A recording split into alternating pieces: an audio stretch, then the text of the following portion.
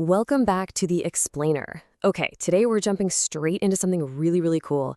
We're going to unpack this brilliant academic manual from the 2025 LTT project, which stands for Reading, Text, and Technology.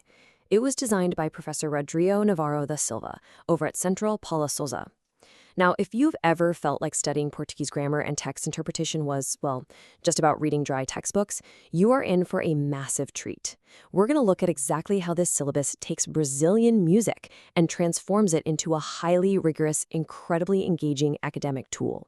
Imagine taking the songs you probably already listened to and using them to actually unlock history, culture, and grammar. It's a total game changer. Okay, let's dive into this.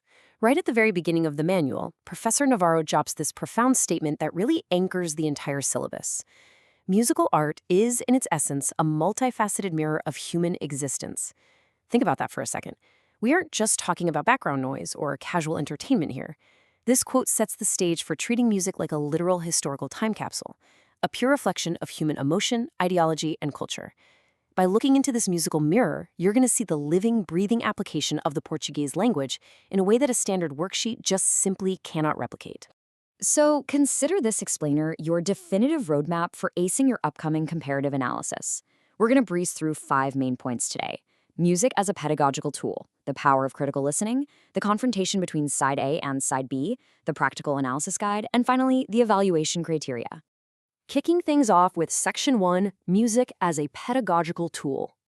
You know what this syllabus does so brilliantly is that it unites literature, history, culture, and grammar into this single interdisciplinary force. Just look at the comparison here. On one side, you have your traditional grammar exercises. Those isolated, sometimes boring sentences totally disconnected from the real world. But on the other side, you have music as a living historical document.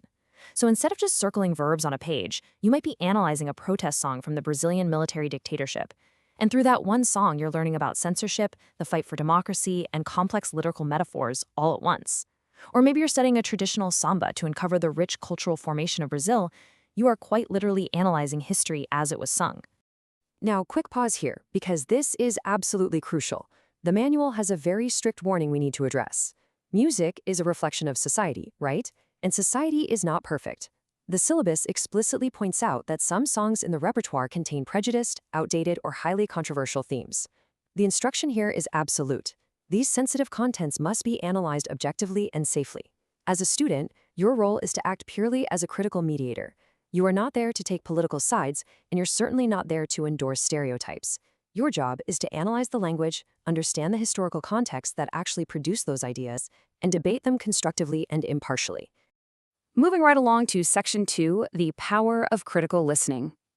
So why does all of this matter? Well, the manual breaks down 5 massive developmental benefits of critical listening. It's about moving from being a passive consumer of a catchy beat to becoming a critical citizen.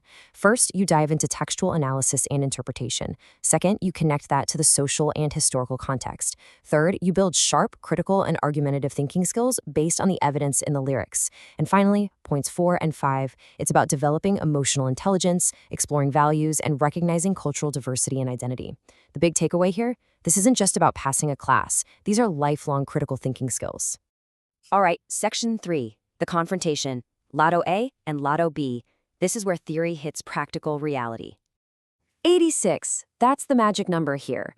There are exactly 86 Brazilian songs carefully curated for this project's repertoire. And the best part? You don't even have to go hunting for them out in the wild. The manual provides specific YouTube playlist links to make sure every single student has immediate access to the exact audio versions needed for the analysis. Now, what's really interesting about this slide is the core mechanic of the project.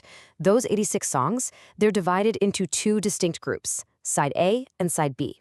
You, as a student, will be assigned one specific song from side A. Maybe it's a track from the rap group Racionali's MCs, the sambista Bezerra da Silva, or the legendary Cartola. Then, you have to confront that song directly with its specific counterpart on side B, like Tim Maia, Zélia Duncan, or the rock band Legião Urbana. And get this, your pairing is assigned based on your specific student roll call number. That guarantees a massive, unpredictable variety of comparative analyses across the whole classroom. Next up, Section 4, the Practical Analysis Guide. Let's look at the actual methodology. Okay, to guarantee a good grade, you have to follow these 4 mandatory stages. First, contextualization. You're investigating the artist's biography, their musical influences, and their historical era. Second is the lyrics analysis, where you do the heavy lifting. You're hunting down verb tenses, figures of speech like metaphors, regionalisms, the whole shebang. Once you have all that data, you move to step 3, the comparative analysis, officially pitting Song A against Song B. Finally, step 4, you synthesize everything into a conclusion, forming a coherent, completely impartial argument. Okay, get ready for this one. Bolded right in the manual is a very surprising, non-negotiable rule. Your technical report must be manual and handwritten. Literally, no digital documents, no printed copies allowed unless explicitly authorized. And no, the professor isn't just trying to punish you with hand cramps. Writing by hand is actually a crucial cognitive tool here. It forces you to slow down, deeply internalize the complex grammatical and historical content, and carefully construct your arguments. Aside from that handwritten report, the oral presentations have some pretty intense constraints of their own. First up, presentations happen in a completely random order, so you gotta be ready to go from day one.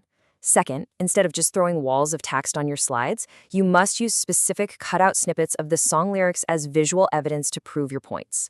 And obviously, because of that random order, you have to keep your materials perfectly organized the entire time so you can present at a moment's notice.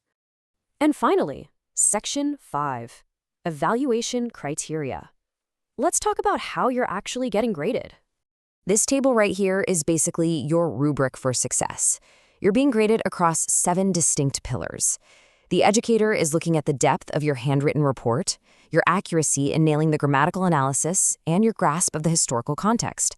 They'll also evaluate the mastery of your slide presentation and the depth of your comparative study between side A and side B. But remember what we talked about earlier? A huge emphasis is placed on your critical stance. That means your absolute impartiality and your ability to separate fact from opinion. Master these 7 criteria and you absolutely master the project. As we wrap up this breakdown, I really want to leave you with this profound final question, taken straight out of the assignment methodology itself. How did this study expand your understanding of the Portuguese language?